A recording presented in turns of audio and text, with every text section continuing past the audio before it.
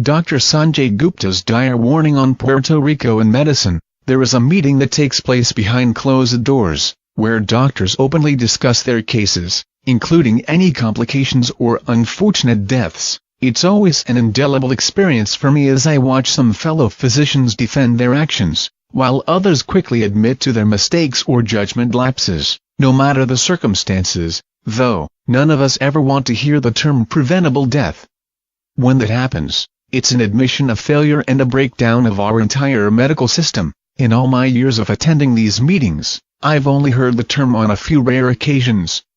Each time, it's caused the room to go stone silent, yet in Puerto Rico one have heard the term several times a day, every day, as local doctors, mayors and citizens worry that many of the most vulnerable citizens are at risk, mostly due to a failure of a timely, coordinated response by the authorities, both federal and territorial.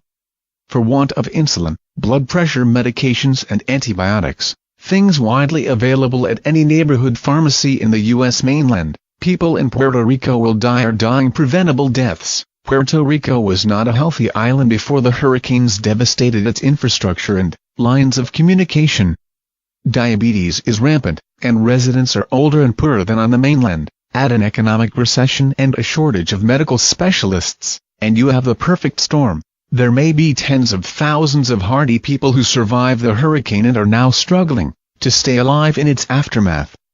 They are teetering on the edge, with hardly any reserve. I don't think I will ever understand or accept meaningless suffering. As a doctor and a journalist who has worked in disaster zones for 15 years, it is one of the most frustrating things on which I report.